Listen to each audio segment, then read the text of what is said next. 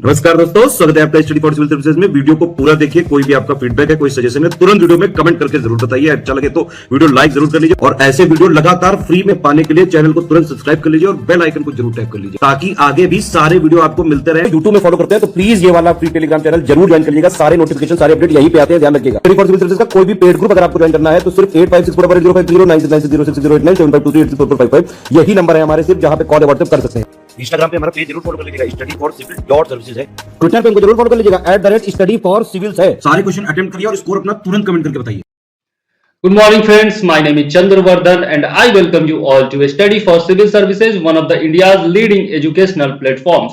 दोस्तों, BPSC previous year question हम लोग डिस्कस कर रहे थे और उसमें पॉलिटी का हम लोग 2 पार्ट कर चुके थे, जिसमें 64 तक ऑलमोस्ट हो गया था। कुछ क्वेश्चंस बचे हुए 10-12 वो हम इसमें करेंगे और उसके बाद 65th, 66th और 67th का जो एग्जाम कैंसिल हुआ था वो सब हम लोग इस वीडियो में देखने वाले हैं। ठीक है, तो लगातार हमारे साथ बने रहिए। इस पूरे वीडियो में बहुत ही इंपॉर्टेंट क्वेश्चंस होंगे और वो जरूर आगे आने वाले एग्जाम्स में काम आएंगे, चाहे वो री एग्जाम हो या 68th का एग्जाम हो। लेकिन उससे पहले ये हमारे पेड ग्रुप का लिंक है, नंबर है, वहां पर जुड़िए और अपनी तैयारी को आगे बढ़ाइए। ठीक है, तो चलिए देर न करते हुए शुरू करते हैं आज का अपना वीडियो। जय हिंद, वंदे मातरम।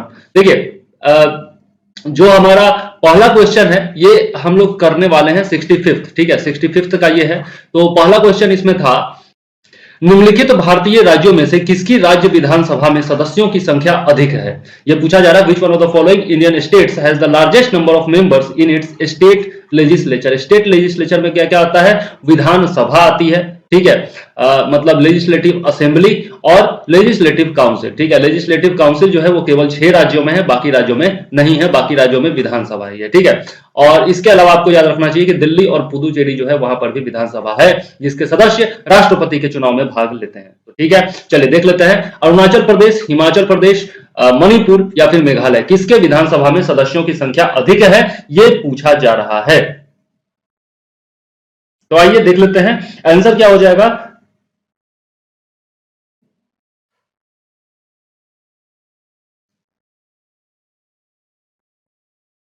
हिमाचल प्रदेश, जी हाँ, हिमाचल प्रदेश के विधानसभा में सदस्यों की संख्या सबसे अधिक है। आप देख सकते हैं अरुणाचल प्रदेश है, मणिपुर है, मेघालय है, ये सब नॉर्थ ईस्ट के स्टेट हैं और वहां पर जो है विधानसभा सीटों की संख्या बहुत ही कम होती है। ठीक है, हिमाचल प्रदेश बड़ा राज्य है, पहाड़ी राज्य है, तो वहां पर सीटों की संख्या अधिक होगी। चलिए, हाल ही में चुनाव भी होने वाला है हिमाचल प्रदेश में, तो और बनाए रखिएगा। चलिए आगे देख लेते हैं। भारत के वरीयता क्रम में निम्नलिखित में से कौन पहले आता है? ये क्वेश्चन है यहाँ पर। यूपीएससी का अध्यक्ष यानी कि जो प्रेसिडेंस ऑर्डर है, ऑर्डर ऑफ प्रेसिडेंस है, उसमें कौन पहले आता है, यही क्वेश्चन है। यूपीएससी का अध्यक्ष मुख्य चुनाव आयुक्त यानी कि चीफ इलेक्शन कमिश्नर, नियंत्रक एवं महालेखा परीक्षक यानी कि कंट्रोलर एंड ऑडिटर जनरल, और उच्च न्यायालय के मुख्य न्यायाधीश यानी कि chief justice of the high court. देखिए, यहां पर यदि हम लोग पूरा जितना भी ऑर्डर ऑफ प्रेसिडेंस है अगर सब की बात करें तो यहां पर ऑप्शन ई सही हो जाएगा। लेकिन अगर इस चारों में से चुनना है, अगर इस चारों में से चुनना है तो यूपीएससी का अध्यक्ष जो होता है इन चारों में सबसे ऊपर आता है ऑर्डर ऑफ प्रेसिडेंस में। ठीक है, तो यहां पर क्वेश्चन जिस तरीके का पूछा जाएगा उसके हिसाब से यहां पर आंसर दिया जाएगा। ठीक है, तो चलिए आगे देख लेते हैं। क्योंकि निम्नलिखित में से पूछा जा रहा है, वरीयता क्रम में निम्नलिखित में से मतलब नीचे लिखे हुए जो लोग हैं उनमें से कौन पहले आता है ये पूछा जा रहा है, तो इसलिए यहां पर यूपीएससी का अध्यक्ष होना चाहिए, ई नहीं होना चाहिए अकॉर्डिंग टू क्वेश्चन। चलिए आगे देख लेते हैं। सरकार की संसदीय व्यवस्था में विषय में निम्नलिखित में से कौन सा वक्तव्य सही है? Which one of the following statements is correct regarding parliamentary form of government? संसदीय व्यवस्था जो है, सरकार की जो संसदीय व्यवस्था है उसके बारे में निम्नलिखित में से कौन सा वक्तव्य सही है, यह पूछा जा रहा है। विधायिका न्यायपालिका के प्रति जवाबदेह है? बिल्कुल नहीं। विधायिका और न्यायपालिका जो है, न्यायपालिका हमारे यहाँ स्वतंत्र है, स्वतंत्र न्यायपालिका है हमारे यहाँ। जिस आगे देख लेते हैं, जिस प्रकार से अमेरिका में है, यूएसए में भी न्यायपालिका जो है वो स्वतंत्र होती है। ठीक है, नेक्स्ट है, विधायिका कार्यपालिका के प्रति जवाबदेह है? गलत बात है, विधायिका जो होती है वो कार्यपालिका के प्रति जवाबदेह नहीं होती है। नेक्स्ट है, विधायिका एवं कार्यपालिका दोनों स्वतंत्र है? बिल्कुल नहीं। ठीक है, जो भी कार्यपालिका के सदस्य होते हैं, जैसे वो प्रधानमंत्री हो गए या फिर काउंसिल ऑफ मिनिस्टर्स हो गए, वो सब लोकसभा या राज्यसभा किसी के तो पार्ट होते ही है ना, बिना पार्ट हुए तो मात्र 6 महीने तक रह सकते हैं, उसके बाद तो रह नहीं सकते। तो कार्यपालिका के जो सदस्य होते हैं वो विधायिका के भी सदस्य होने अनिवार्य होते हैं। ठीक है, इसलिए इन दोनों को स्वतंत्र हम लोग नहीं कह सकते हैं। और जो भी कानून बनता है विधायिका में वो कौन पेश करता है? कार्यपालिका के ही सदस्य करते हैं, तो इस कारण से भी विधायिका और कार्यपालिका को स्वतंत्र नहीं कहा जा सकता है। नेक्स्ट है राष्ट्रपति न्यायपालिका के प्रति जवाबदेह है। राष्ट्रपति न्यायपालिका के प्रति जवाबदेह क्यों होगा भैया? नहीं होगा, बिल्कुल नहीं होगा। तो इसमें जो है आपका कोई भी ऑप्शन सही नहीं है। आंसर क्या हो जाएगा? ई। यहां पर यदि ये स्टेटमेंट होता कि कार्यपालिका जो है वो विधायिका के प्रति जवाबदेह है तो ये हो सकता था। क्यों? क्योंकि मैंने आपको बताया था पिछले वीडियोज में कि जो काउंसिल ऑफ मिनिस्टर्स है वो सामूहिक रूप से लोकसभा के प्रति जिम्मेदार होता है और व्यक्तिगत रूप से प्रेसिडेंट के प्रति जिम्मेदार होते हैं। ठीक है, तो ये बहुत ही इंपॉर्टेंट पॉइंट है, इसके माध्यम से आप बहुत सारे क्वेश्चन बना सकते हैं, तो याद जरूर रखिएगा। चलिए आगे देख लेते हैं। निम्नलिखित में से किसका निर्माण पंचायती राज व्यवस्था के तहत हुआ था?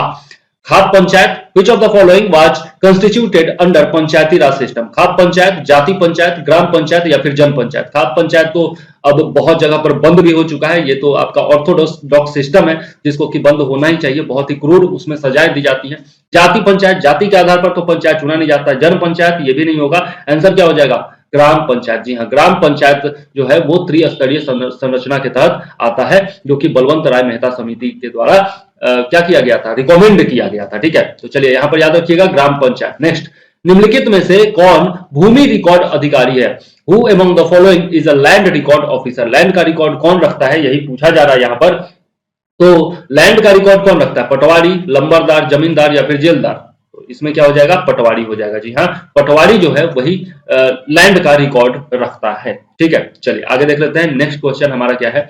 निम्नलिखित विशेषताओं में से केंद्रीय शासन व्यवस्था के लिए कौन सी सही नहीं है?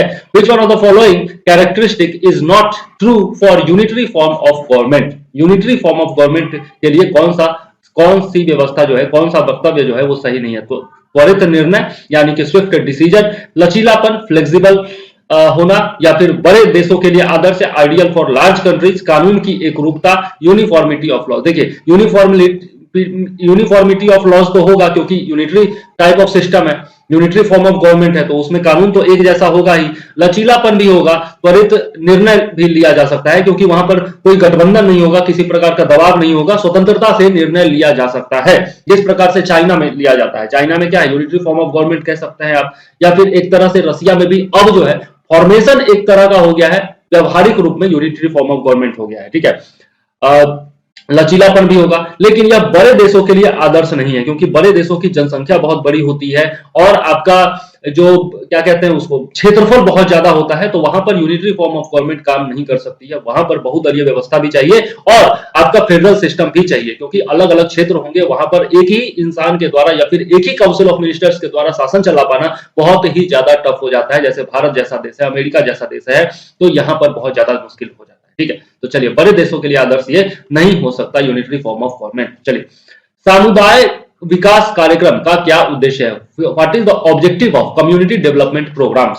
सामुदायिक विकास कार्यक्रम जो होते हैं उनका क्या एम होता है, यही पूछा जा रहा है। शैक्षणिक सुविधाएं उपलब्ध कराना, जीवन स्तर को बेहतर बनाना, राजनीतिक प्रशिक्षण देना, योजना बनाने में गांव वालों की सहायता करना, या फिर उपयुक्त में से कोई नहीं और उपयुक्त में से एक से अधिक। यहां पर क्या हो जाएगा? यहां पर ई हो जाएगा, यहां पर ई हो जाएगा, उपयुक्त में से एक से अधिक, क्योंकि इसका उद्देश्य क्या क्या होता है? इकोनॉमिक डेवलपमेंट भी होता है। ठीक है, मतलब कि आर्थिक विकास भी होता है, social change and democratic growth भी होता है। ठीक है, सोशल चेंज मतलब सामाजिक बदलाव और डेमोक्रेटिक ग्रोथ भी इसका एक तरह से लक्ष्य होता है। ठीक है, तो यहां पर क्या हो जाएगा? ई हो जाएगा। ठीक है, राजनीतिक प्रशिक्षण नहीं होगा। ठीक है, जीवन स्तर को बेहतर बनाना ये आ सकता है आपका इकोनॉमिक डेवलपमेंट में, लेकिन डायरेक्ट नहीं दिया हुआ है। शैक्षणिक सुविधाएं उपलब्ध कराना, सोशल चेंज लाना इसको कह सकते हैं, लेकिन ये भी डायरेक्टली नहीं दिया हुआ है। और योजना बनाने में गांव की सहायता करना, ये भी एक तरह से कह सकते हैं कि होगा। डेमोक्रेटिक ग्रोथ इससे होता है, तो यहां पर क्या हो जाएगा? ई हो जाएगा। ठीक है, डायरेक्टली कुछ भी नहीं दिया हुआ है। यहां पर याद रखिएगा, इसका जो मेन मतलब उद्देश्य होता है वो होता है इकोनॉमिक डेवलपमेंट। ठीक है, उसके बाद क्या होता है? सोशल चेंज, सामाजिक बदलाव। ठीक है, और क्या होता है? और होता है डेमोक्रेटिक ग्रोथ, मतलब लोकतांत्रिक वृद्धि, लोकतंत्र की वृद्धि, डेमोक्रेटिक ग्रोथ। ठीक है, ये तीन इसके मुख्य उद्देश्य हैं सामुदायिक विकास कार्यक्रमों के। चलिए आगे देख लेते हैं। आम आदमी पार्टी है, आप अरविंद केजरीवाल जिसके अध्यक्ष हैं, आम आदमी पार्टी जो दिल्ली और पंजाब में अभी सरकार बना के रखी हुई है। ये किस तरह की पार्टी है? राज्य पार्टी, राष्ट्रीय पार्टी, क्षेत्रीय पार्टी या फिर पंजीकृत पार्टी? तो यह जो है आपकी, यह है राज्य पार्टी, स्टेट पार्टी है। ठीक है, अभी फिलहाल वो स्टेट पार्टी ही है। हालांकि अगर चुनाव आगामी जीत जाते हैं तो वो लोग भी राष्ट्रीय पार्टी बन सकते हैं। ठीक है, फिलहाल क्षेत्रीय पार्टी ही है। निम्नलिखित संवैधानिक उपचारों में से किसे पोस्टमार्टम भी कहा जाता है? Which one of the following constitutional remedies is also known as postmortem? देखिए, संविधान के अनुच्छेद 32 में जिसको कि क्या कहा जाता है? संवैधानिक उपचारों का अधिकार कहा जाता है, राइट टू कॉन्स्टिट्यूशनल रेमेडीज कहा जाता है। उसमें 5 प्रकार के रिट का वर्णन है जो कि दिया हुआ है किसको? सुप्रीम कोर्ट को दिया गया है। ठीक है, अब उस 5 रिट में ये सब आता है, प्रोहिबिशन, मैंडेमस, सर्टियोरेरी और क्यू वारंटो, ये सब आता है। लेकिन पोस्टमार्टम किसको कहा जाता है? पोस्टमार्टम कहा जाता है क्यू वारंटो को, अधिकार परीक्षा को। इसमें पूछा जाता है अपने अधीनस्थ अधिकारियों से कि आखिर आपने किस अधिकार से ये निर्णय लिया है या फिर इस योजना को या फिर इस प्रोग्राम को इंप्लीमेंट कराया है। ठीक है, तो ये अधिकार पूछा जाता है उनसे क्यू वारंटो में। ठीक है, तो याद जरूर रखिएगा और ये 5 रिट के बारे में निश्चित तौर पर पढ़ करके जाइएगा, एग्जाम में पूछा जा सकता है। ठीक है, चलिए आगे देख लेते हैं। भारत में मतदान के लिए प्रयोग की जाने वाली मशीन वीवीपैट का क्या संस्करण है? What is the version of machine VVPAT used for voting in India?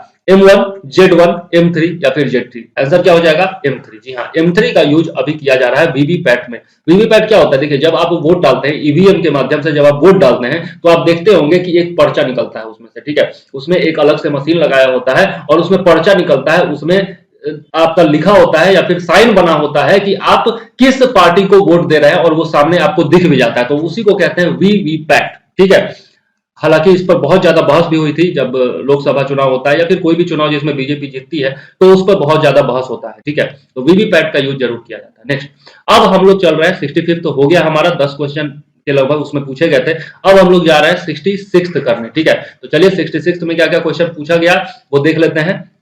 पहला क्वेश्चन है, वर्ष 1932 में बिहार के पटना शहर में कौन सी कंपनी ने अपनी फैक्ट्री स्थापित की? सॉरी, ये जो है आपका है तो क्वेश्चन मॉडर्न हिस्ट्री का, लेकिन क्वेश्चन पढ़ दिया हूं तो यहां पर डच ईस्ट इंडिया कंपनी होगा, याद जरूर रखिएगा। चलिए आगे देख लेते हैं। निम्नलिखित में से कौन सा विकेंद्रीकरण का वैशिष्ट्य नहीं है? Which one of the following is not the characteristic of decentralization? Decentralization क्या होता है? मतलब सेंट्रलाइजेशन का मतलब होता है कि सारा पावर जो है पूरे, ये अगर देश मान ले तो सारा पावर एक पॉइंट पर केंद्रित होता है, इसको कहते हैं सेंट्रलाइजेशन। ठीक है, और वही जो सेंट्रल पावर है उसी को अलग अलग भागों में बांट दिया जाए तो उसको कहते हैं डिसेंट्रलाइजेशन। जैसे फेडरल सिस्टम होता है, हमारे यहाँ 3 प्रकार की सरकार होती है, एक होती है सेंट्रल गवर्नमेंट, एक होता है स्टेट गवर्नमेंट और एक होता है लोकल सेल्फ गवर्नमेंट। ठीक है, तो ये जो है डिसेंट्रलाइजेशन इसको कहा जाता है। ठीक है, अलग अलग विभाग होते हैं, अलग अलग सरकारें होती हैं जो कि साथ मिलकर के काम करती हैं और इंडिपेंडेंट भी होती हैं। ठीक है, दोनों काम साथ साथ चलता है हमारे यहाँ, तो इसको कहते हैं क्या? इसको कहते हैं डिसेंट्रलाइजेशन, विकेंद्रीकरण। अब इसका क्या कैरेक्टरिस्टिक नहीं है ये बताना है, तो ऑटोनॉमी यानी कि स्वायत्तता, पीपुल्स पार्टिसिपेशन, लोक सहभागिता, to instil non confidence among local communities, स्थानीय समुदायों में आत्मविश्वास को नहीं जगाना, और नन ऑफ द एबव। और डी है, सॉरी यहाँ पर डी जो है वो भी दिया हुआ है, इधर नहीं दिया हुआ है तो थोड़ा सा देख लीजिएगा। स्थानीय समुदायों को सशक्त बनाना। ठीक है, to empower the local communities. ठीक है, तो देखिए डिसेंट्रलाइजेशन होगा तो ऑटोनॉमी तो उसमें जरूर आएगी। ठीक है, इसके अलावा लोगों की सहभागिता भी होगी। ठीक है, जैसे पंचायत में देखते हैं आप लोगों की सहभागिता होती है। ठीक है, और स्थानीय समुदाय जो है, लोकल जो कम्युनिटी है, उसको एम्पावर भी किया जाएगा क्योंकि उन्हीं को अधिकार दिया जाता है ग्राम पंचायत के माध्यम से या फिर आपका पंचायत समिति के माध्यम से। किसको अधिकार दिया जाता है? उसी लोकल इंसान को मान्यता दी जाती है ना, उसी को पावर दिया जाता है ना, तो उससे क्या होता है? वो लोग सशक्त बनते हैं। ठीक है, अब यहां पर है non confidence among local communities, तो उसमें क्या होगा? जब किसी को सशक्त बनाएंगे तो उसमें कॉन्फिडेंस डेवलप होगा ना, तो ये जो है आपका सी, ये उसका कैरेक्टरिस्टिक नहीं है डिसेंट्रलाइजेशन। चलिए आगे देख लेते हैं। Which act is not the landmark in the development of constitution during the British rule? British शासनकाल में संविधान के विकास में कौन सा कानून ऐतिहासिक नहीं था? द रेगुलेटिंग एक्ट ऑफ 1773, बहुत ही ज्यादा ऐतिहासिक था ये। द चार्टर एक्ट 1833, ये भी बहुत ज्यादा आपका क्या था? बहुत ही ज्यादा ऐतिहासिक था क्योंकि इसमें जो है चीनी और चाय, हर तरह चीन के साथ और चाय का व्यापार सब कुछ जो है प्रतिबंधित कर दिया गया था और भी बहुत सारे काम किए गए थे इसके द्वारा। The government of India act, ये तो बहुत बहुत बहुत ज्यादा महत्वपूर्ण है। इसके माध्यम से क्या किया गया था, एक्ट 1999 के माध्यम से क्या किया गया था, 1909 में 1909 में जो मार्ले मिंटो सुधार अधिनियम आया था, और उसके माध्यम से क्या किया गया था कि आपका मुसलमानों के लिए, मुस्लिमों के लिए अलग से पृथक निर्वाचन क्षेत्र की व्यवस्था की गई थी, सांप्रदायिक निर्वाचन प्रणाली की शुरुआत की गई थी। उसी को बढ़ा करके इसको जो है सिखों के लिए और बाकी समुदायों के लिए भी लागू कर दिया गया था एक्ट 1919 में। ठीक है, रॉलेट एक्ट के जस्ट बाद आया था रॉलेट एक्ट, और उसके बाद जलियांवाला कांड हुआ, और उसके जस्ट बाद ये आया था, इसको क्या कहा जाता है, मॉन्टेग्यू चेम्सफोर्ड अधिनियम कहा जाता है। यहां पर the protection of civil rights act 1955, तो ये बहुत ज्यादा महत्वपूर्ण नहीं था। ठीक है, ये बहुत ज्यादा महत्वपूर्ण नहीं था, यही अगर 1935 का अधिनियम होता तो वो बहुत बहुत बहुत ज्यादा महत्वपूर्ण होता। ठीक है, तो यहां पर आंसर क्या हो जाएगा, डी हो जाएगा, ये कोई बहुत ज्यादा ऐतिहासिक कानून नहीं था। चलिए आगे देख लेते हैं, who won the bid to construct the new parliament building recently. ये वैसे आपका पॉलिटी से संबंधित जरूर है, लेकिन ये जो है करंट अफेयर्स का क्वेश्चन था उस समय का, तो टाटा प्रोजेक्ट लिमिटेड ने ये जीता था। ठीक है, ये बिड जो है टाटा प्रोजेक्ट लिमिटेड ने जीता था, और संसद की नई इमारत जो है वही बना रहे हैं। ठीक है, भारत के संविधान में कौन सा अनुच्छेद भारतीय निर्वाचन आयोग की स्थापना से संबंधित है, which article in Indian constitution is related with the establishment of election commission of India, article 324, article 148, article 342 या आर्टिकल 325। तो यदि हम लोग देखें तो आर्टिकल 148 जो है वो CAG से संबंधित है, controller and auditor general of India.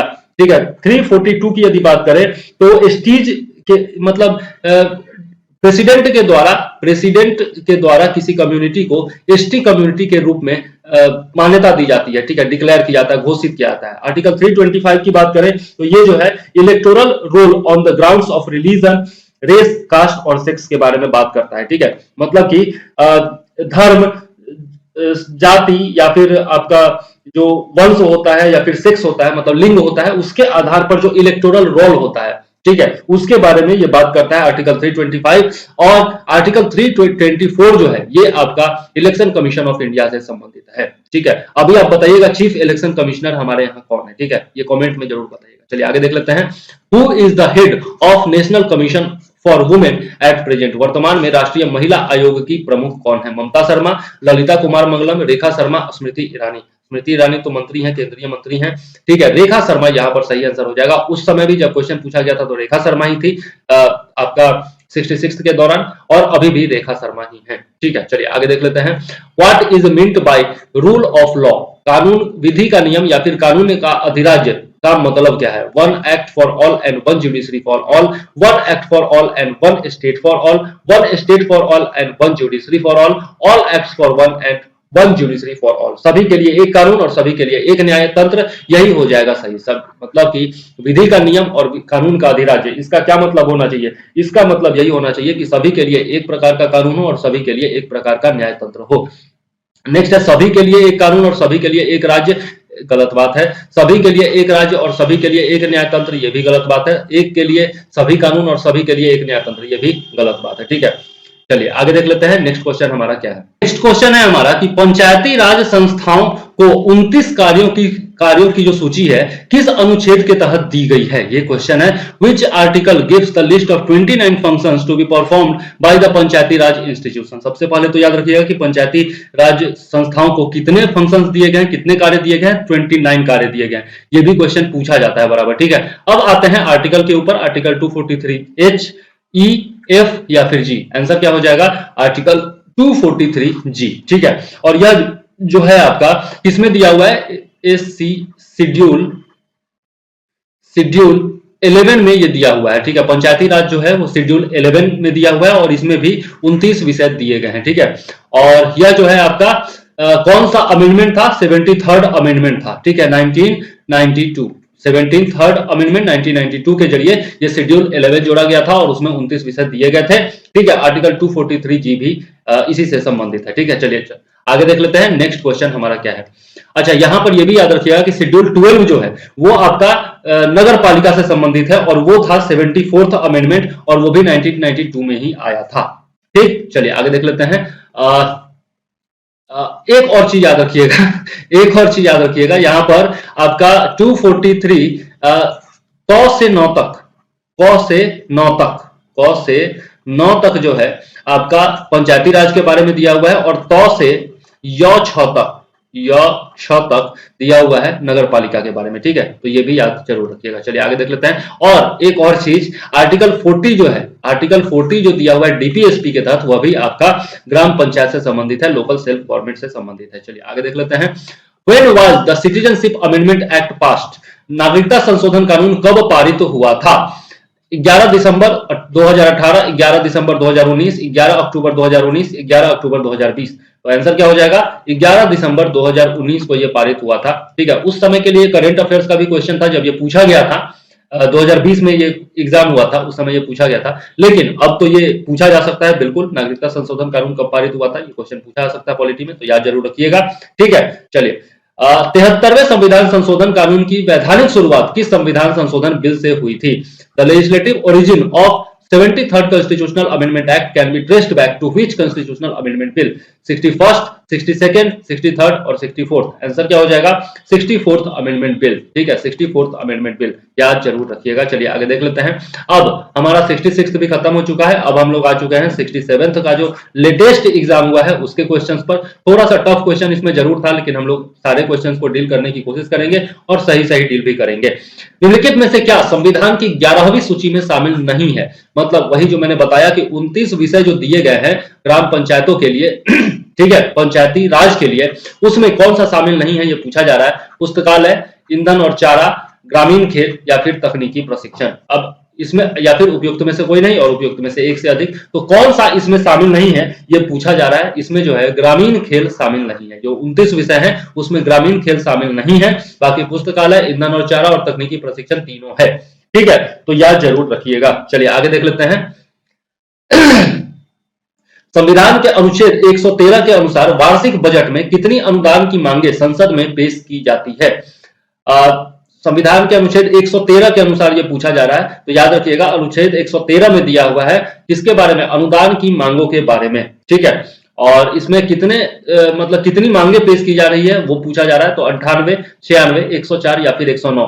अच्छा, अब इसमें जो हो जाएगा आंसर क्या हो जाएगा? ई हो जाएगा, क्योंकि इसकी जो संख्या होती है, अनुदान के मांगों की जो संख्या होती है वो निश्चित नहीं होती है। ये जो होता है निश्चित नहीं होता है, ये डिपेंड करता है कि काउंसिल ऑफ मिनिस्टर्स में कितने मंत्रालय हैं, ठीक है, कितने मंत्रालय हैं और उनकी रिक्वायरमेंट क्या है, या फिर जो स्टेट गवर्नमेंट्स हैं उनकी रिक्वायरमेंट क्या है, उसी के तहत जो है ये अनुदान की मांगे पेश की जाती है संसद में, और सब जब पारित हो जाता है तो उसके हिसाब से बजट अलॉट हो जाता है, ठीक है। अनुदान की मांग उसी को कहा जाता है, ठीक। तो ये डिपेंड करता है मंत्रालयों की संख्या पर, उनकी जरूरतों के ऊपर, इसलिए कोई भी निश्चित संख्या नहीं है, तो आप नहीं कह सकते कि क्या होगा, ठीक है। ई हो जाएगा ऑप्शन। किस वर्ष राष्ट्रीय विस्तार सेवा को प्रारंभ किया गया था? 1953, 1957, 1960 या फिर 1972 या फिर उपयुक्त में से कोई नहीं और एक से अधिक, ठीक है। यहां पर यदि हम लोग देखें तो 1953 में जो है आपका ये चालू किया गया था। स्वयं सहायता प्रयासों से सामुदायिक विकास कार्यक्रमों को आगे बढ़ाने के लिए इसका किया गया था, गठन किया गया था, इसको प्रारंभ किया गया था, ठीक है। स्वयं सहायता मतलब कि खुद से सेल्फ सर्विस के माध्यम से, ठीक है, सेल्फ प्रैक्टिस के माध्यम से जो है सामुदायिक विकास कार्यक्रमों को आगे बढ़ाना इसका उद्देश्य था, ठीक है, राष्ट्रीय विस्तार सेवा का। ये एक तरह से कह सकते हैं कि जो आपका सामुदायिक विकास का जो कार्यक्रम है उसी का एक प्रकार का विस्तार था ये, ठीक है, उसी को विस्तृत करने का एक जरिया था। नेक्स्ट है ये आपका राज्य विधान परिषद मतलब कि लेजिस्लेटिव काउंसिल के सदस्य निम्नलिखित में से किस श्रेणी से नहीं चुने जाते हैं? ठीक है, तो स्थानीय निकाय या फिर पंचायतों के सदस्य, शिक्षक, स्नातक या फिर उद्योगपति। देखिए इसमें मैंने आपको पिछले वीडियोज में तरीका पूरा बताया था कि कौन कितने सदस्यों को चुनता है, ठीक है। अब जो है यहाँ पर हम लोग देखें तो स्नातक भी उसमें भाग लेते हैं चुनाव में, शिक्षक भी भाग लेते हैं और स्थानीय निकाय या फिर पंचायतों के सदस्य भी भाग लेते हैं।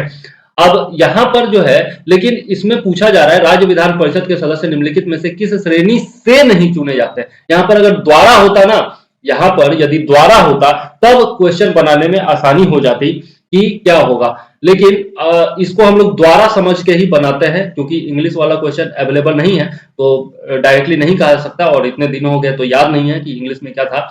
यदि श्रेणी द्वारा होता तो यहाँ पर उद्योगपति सही आंसर हो जाता, ठीक है। लेकिन अब जो है यहाँ पर चूंकि से है कि किस श्रेणी से नहीं चुने जाते हैं तो यहाँ पर सभी श्रेणियों से चुने जा सकते हैं, ठीक है, सभी श्रेणियों से चुने जा सकते हैं, केवल उनको लाभ के पद पर नहीं होना चाहिए, ठीक है। तो क्वेश्चन के अकॉर्डिंग जो है अगर से मान करके बनाइए तो ई ऑप्शन हो जाएगा, लेकिन मेरे हिसाब से क्वेश्चन टाइप करने में यहाँ पर दिक्कत हुई है, तो यहाँ पर उद्योगपति ही सही आंसर होना चाहिए। ठीक है, क्योंकि ये एग्जाम कैंसिल हो गया था तो इसका फाइनल आंसर की नहीं आया, तो आयोग क्या मानता है ये नहीं कह सकते। चलिए, भारतीय प्रशासन में विभाजन प्रणाली किससे संबंधित है? लेखा परीक्षण या लेखा से, केंद्र या राज्य से, नीति या कार्यान्वयन से, या फिर अखिल भारतीय सेवाएं या केंद्रीय सेवाओं से। तो विभाजन प्रणाली की बात यहां पर की जा रही है, यह जो है आपका नीति और कार्यान्वयन से संबंधित है।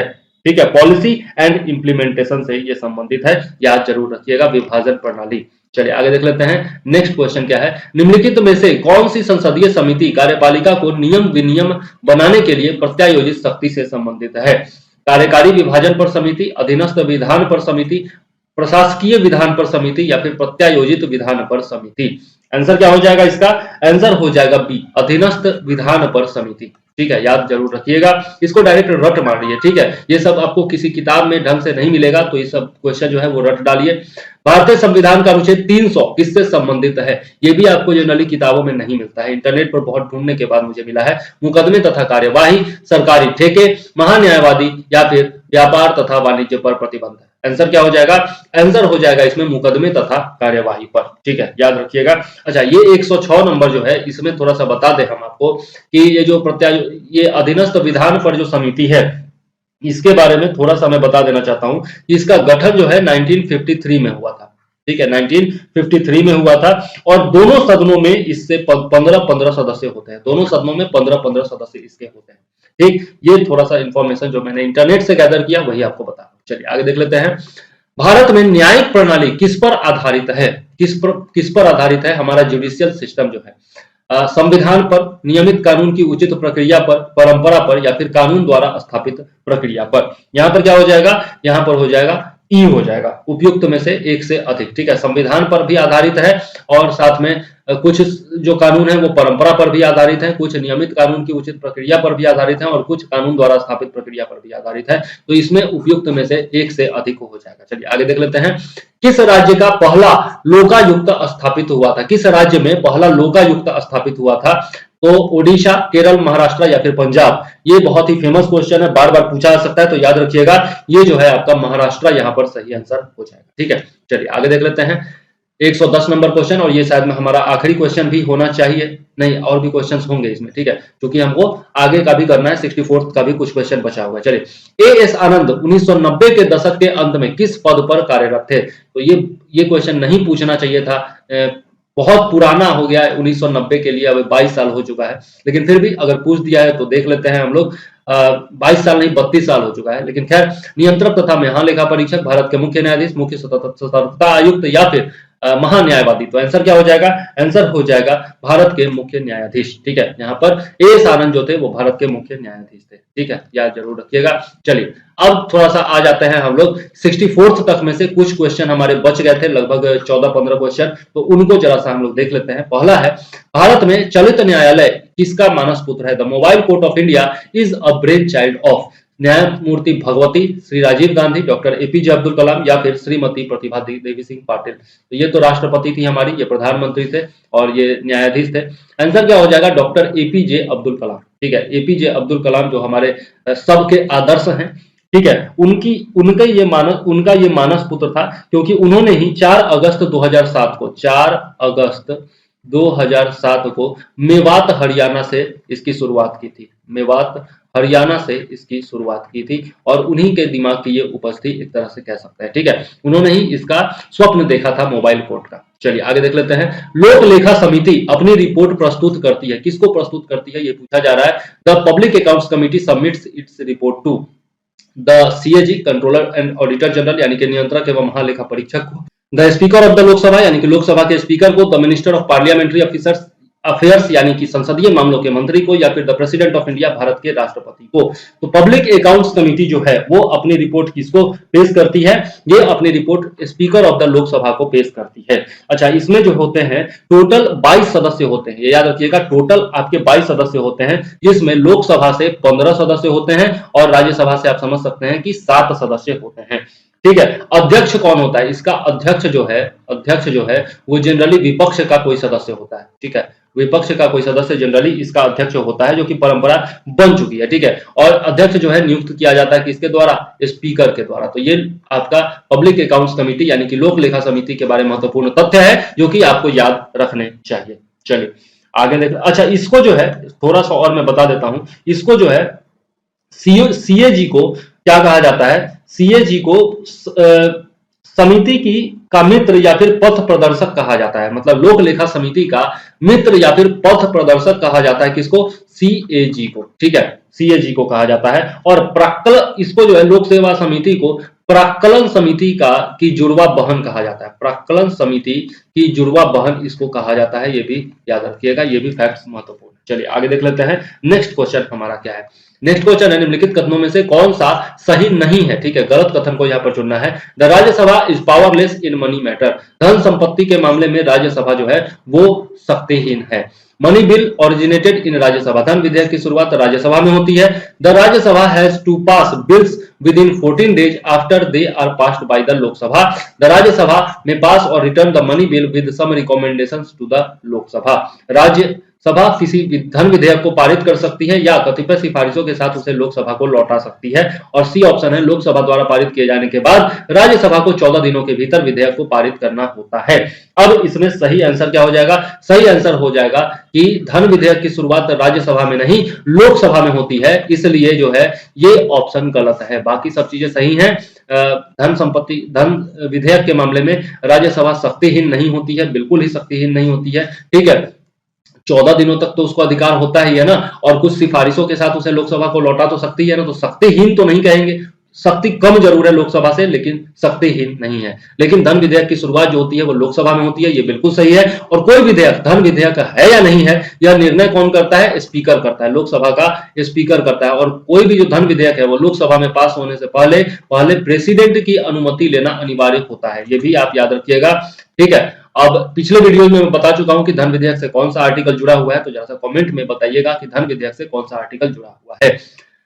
नेक्स्ट है, भारत के संविधान द्वारा प्रदत्त निम्नलिखित में से कौन सा अधिकार गैर नागरिकों के लिए भी उपलब्ध है? Which of the following rights conferred by the constitution of India is also available to non citizens? Right to constitutional remedies यानी कि संवैधानिक उपचारों का अधिकार, फ्रीडम टू स्पीच बोलने की आजादी, freedom to move and settle in any part of the country देश के किसी भी हिस्से में जाने और बसने की आजादी, या फिर फ्रीडम टू एक्वायर प्रॉपर्टी संपत्ति हासिल करने की स्वतंत्रता।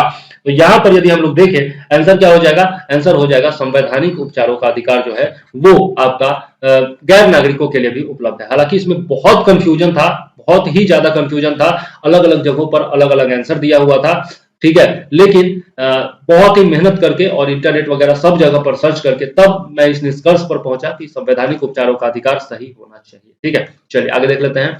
किस अनुच्छेद के अनुसार भारत के राष्ट्रपति द्वारा राष्ट्रीय आपातकाल की घोषणा की जा सकती है? नेशनल इमरजेंसी में be declared by the president of India in which according to which article? अनुच्छेद 352, 370, 371 या फिर 395? तो आप जानते हैं कि इमरजेंसी प्रोविजंस जो है वो 352 में, 356 में और 360 में दिए गए हैं, ठीक है। तो यहाँ पर 352 जो होगा वो सही आंसर हो जाएगा। आर्टिकल 370 जो है वो तो आपका पता ही होगा कि कश्मीर से संबंधित था, जो कि अब समाप्त हो चुका है। इसके अधिकतर प्रोविजंस जो है वो समाप्त हो चुके हैं, ठीक है। नेक्स्ट है, of the following statements which one is not correct? निम्नलिखित कथनों में से कौन सा सही नहीं है, ये पूछा जा रहा है। सुप्रीम कोर्ट का गठन 1950 में किया गया था। सुप्रीम कोर्ट वाज कॉन्स्टिट्यूटेड इन 1950। सर्वोच्च न्यायालय देश में अपील का सर्वोच्च न्यायालय है। Supreme court is the highest court of appeal in the country. Supreme court court martial को छोड़कर किसी भी हाई कोर्ट या ट्रिब्यूनल से सुनवाई कर सकता है। Supreme court can hear from any high court या tribunal except from the court martial. Court martial supreme court किसी भी हाई कोर्ट या ट्रिब्यूनल के साथ कोर्ट मार्शल में सुनवाई कर सकता है। Supreme court can hear from any high court और tribunal as well as from court martial. अब इसमें कौन सा सही नहीं है ये पूछा जा रहा है, तो इसका आंसर क्या हो जाएगा? इसका आंसर हो जाएगा डी, ठीक है। कोर्ट मार्शल से संबंधित वो नहीं कर सकता, बाकी हाई कोर्ट और ट्रिब्यूनल में वो जरूर सुनवाई कर सकता है, ठीक है। कोर्ट मार्शल के मामले में वो नहीं सुनवाई करता है। चलिए आगे देख लेते हैं।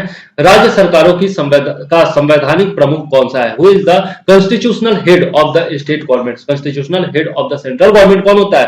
प्रेसिडेंट होता है। तो जिस प्रकार से प्रेसिडेंट होता है सेंट्रल गवर्नमेंट में, सेंट्रल पे, उसी प्रकार से आपका स्टेट्स में कौन होता है? Chief minister, government speaker, governor, speaker या फिर हाई कोर्ट जज। तो यहां पर क्या हो जाएगा? गवर्नर हो जाएगा। कॉन्स्टिट्यूशनल हेड कौन होता है? गवर्नर होता है। वास्तविक प्रधान जो होता है वो कौन होता है? चीफ मिनिस्टर होता है। ठीक है, याद जरूर रखिएगा। चलिए आगे देख लेते हैं। नेक्स्ट क्वेश्चन हमारा क्या है? नेक्स्ट क्वेश्चन है, सीडीपी एवं एनईएस के पुनर्गठन के लिए 1957 में एनडीसी द्वारा स्थापित समिति का नाम बताएं जिसने ग्रामीण स्थानीय सरकार के त्रिस्तरीय प्रणाली का सुझाव दिया था। Name the committee which was set up by the NDC national development council in 1957 for the reorganisation of CDP community development program and NES which suggested a 3-tier system of rural local government। Balwant Rai Mehta समिति, अशोक मेहता समिति, प्रजातांत्रिक विकेंद्रण पर महाराष्ट्र समिति या फिर ग्राम नगर संबंध समिति, rural urban relationship committee. तो यहां पर क्या हो जाएगा? यहां पर हो जाएगा, जहां पर भी त्रिस्तरीय पंचायत की बात आए वहां पर बलवंत राय मेहता समिति। आंख मूंद करके मार दीजिए आंसर। ठीक है, चलिए आगे देख लेते हैं। अशोक मेहता समिति ने निम्नलिखित की सिफारिश की थी। Ashok Mehta recommended 3-tier government of Panchayati Raj committee, ये तो बलवंत राय मेहता ने किया था, ये तो होगा नहीं। पंचायती राज की द्विस्तरीय सरकार, पंचायती राज की एकल स्तरीय सरकार और पंचायती राज की बहुस्तरीय सरकार। तो इसमें आंसर क्या हो जाएगा? सही आंसर हो जाएगा बी। अशोक मेहता समिति ने द्विस्तरीय सरकार की बात की थी, पंचायती सरकार की बात की थी। और ये इनका जो फॉर्मेशन हुआ था वो 1977 में हुआ था, ये भी आप याद रखिएगा। चलिए आगे देख लेते हैं। भारत में योजना आयोग की स्थापना किस वर्ष की गई थी? In which year was the planning commission setup in India? तो प्लानिंग कमीशन की शुरुआत पहले भी बता चुका हूं, 1950, 1947, 1948, 1951। आंसर क्या हो जाएगा? 1950, 1950 में की गई थी प्लानिंग कमीशन की स्थापना। चलिए आगे देख लेते हैं। नेक्स्ट क्वेश्चन क्या है? निम्न में से कौन सा एक मानव अधिकार भारतीय संविधान के अंतर्गत मौलिक अधिकार भी है? कौन सा मानव अधिकार मौलिक अधिकार भी है, ये पूछा जा रहा है। Which one of the following is a human right as well as fundamental right under the constitution of India? सूचना का अधिकार, काम का अधिकार, शिक्षा का अधिकार या फिर मकान का अधिकार? तो यहाँ पर शिक्षा का अधिकार जो है वो आपका मौलिक अधिकार भी है और आपका मानव अधिकार भी है। ठीक है, तो यहां पर क्या हो जाएगा? शिक्षा का अधिकार। सही आंसर हो जाएगा ऑप्शन सी। चलिए आगे देख लेते हैं। अच्छा, ये शिक्षा का अधिकार किस अनुच्छेद में दिया गया है, जरा कमेंट करके बताइएगा। भारतीय संविधान में संशोधन करके शिक्षा का अधिकार कब जोड़ा गया? ये तो उसी से रिलेटेड आ गया। When was the right to education added through the amendment in the Constitution of India? 1 अप्रैल 2010, 1 अगस्त 2010, 1 अक्टूबर 2010 या फिर 1 दिसंबर 2010? तो यहां पर सही आंसर क्या हो जाएगा? 1 अप्रैल 2010। ठीक है, हालांकि ये मूर्ख बनाने के लिए नहीं किया गया था। 1 अप्रैल को मूर्ख दिवस होता है, लेकिन ये मूर्ख बनाने के लिए नहीं, विद्वान बनाने के लिए किया गया था शिक्षा का अधिकार। ठीक है, हालांकि जिस तरह की शिक्षा व्यवस्था है हमारे देश में, उससे कहा जा सकता है कि ये मूर्ख दिवस पर क्यों किया गया था ऐसा। ठीक है, चलिए आगे देख लेते हैं। नेक्स्ट क्वेश्चन क्या है? जो क्वेश्चन मैंने पूछा कमेंट में बताने के लिए, वो जस का तस रहेगा कि आपको बताना है कि ये जो है कब जोड़ा गया, ये तो बता दिया। ठीक है, लेकिन किस अनुच्छेद में दिया गया है ये आपको बताना है। चलिए, भारतीय संविधान में शामिल है the Indian constitution comprises of 395 अनुच्छेद, 22 भाग 12 अनुसूचियां और शेड्यूल, सूची का मतलब शेड्यूल, 371 अनुच्छेद 21 भाग 11 सूचियां, 372 अनुच्छेद 30 भाग 7 सूचियां और 381 अनुच्छेद 23 भाग 8 सूचियां। आंसर क्या हो जाएगा? आंसर यदि हम लोग सही से देखें तो आंसर हो जाएगा ए, 395 आर्टिकल, 22 भाग और 12 अनुसूचियां।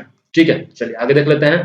राज्यसभा में होते हैं, राज्यसभा में कितने सदस्य होते हैं ये पूछा जा रहा है। 280 सदस्य जिसमें 20 सदस्य राष्ट्रपति के द्वारा मनोनीत किए जाते हैं, 275 सदस्य जिसमें 18 सदस्य भारतीय राष्ट्रपति के द्वारा मनोनीत किए जाते हैं, 250 सदस्य जिसमें 12 सदस्य राष्ट्रपति के द्वारा मनोनीत किए जाते हैं और 252 सदस्य जिसमें 12 सदस्य राष्ट्रपति के द्वारा मनोनीत किए जाते हैं। आंसर क्या हो जाएगा?